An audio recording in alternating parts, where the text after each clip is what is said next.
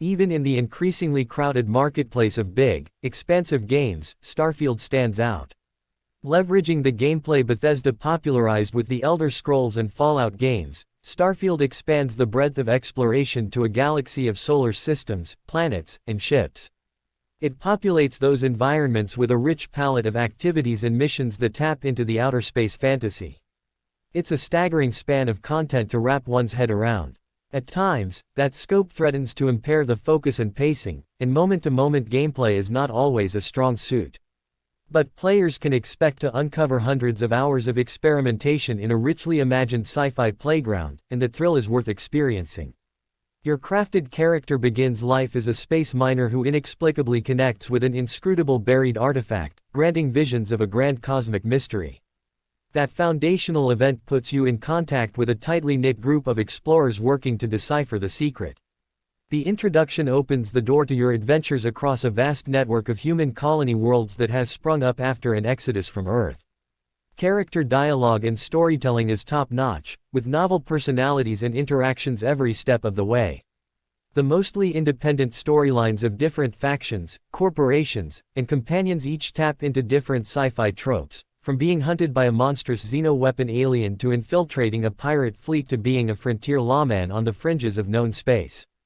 The variety of these experiences keeps things fresh, especially when you layer in additional emergent opportunities, like setting up mining outposts, surveying planets, buying and decorating a home, or pursuing a romance with one of your companions.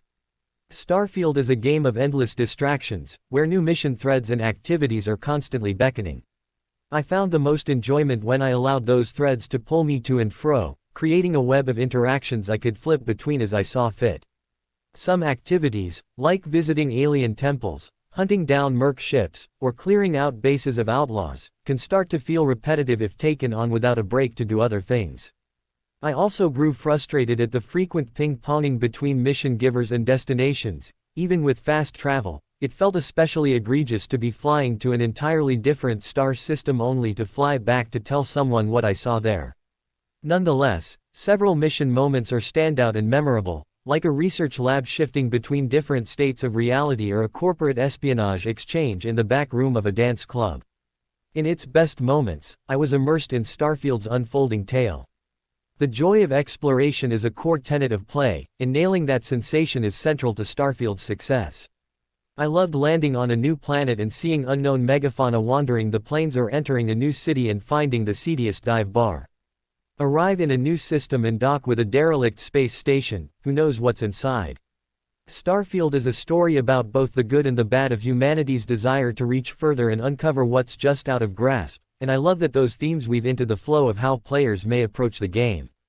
That engagement is only enhanced by the high quality of the presentation. This is an immaculate visual landscape filled with details juxtaposed against the grandeur of space, accentuated by a wistful, questing musical score that always nails the right mood. I found navigating Starfield obtuse, both in moving around a giant map of stars and its UI and systems. Figuring out how to do basic tasks, like selling excess inventory, modifying my ship, adjusting crew assignments, or reaching a particular star system, often made me scratch my head. The constant need to enter menus to reach destinations hampers the sensation of seamless travel. I started to feel like it was a car dashboard where no button was where I expected it to be. But once I learned my way around, it was a vehicle that took me to some remarkable destinations. Ground combat is central to the experience, and most players are likely to spend a significant chunk of time with a gun in their hand, even if they try, as I did, to lean into persuasion and stealth for many encounters. I enjoyed the diversity of weapons, from laser rifles to shotguns that seemed yanked out of an old western. Traversal is thrilling thanks to the jet boost packs you can wear on your back to leap and mantle through environments quickly. But gunplay feels stiff and mechanical, and enemies pursue unwise pathing and positioning that rarely leads to real challenge or tension. Pulling out the big guns and laying waste to a base of baddies is entertaining, but the action itself left me cold. Shipborne space combat also plays a big role, and I love having a chance to tap into that craving. But I rarely encountered battles that clicked. I completely wiped out the enemy forces in moments, or the ships arrayed against me were way out of my league. There was little in between. It took me a long time to fall in love with Starfield, and even after I did, certain aspects didn't work for me. But the things I didn't enjoy are vastly outweighed by my enthusiasm for this new, original science fiction universe, the breadth of its adventures, and the appeal of its many interwoven stories. Go in with the expectation that it will take some time to find your footing in such a vast gameplay space, and there's a universe well worth discovering here.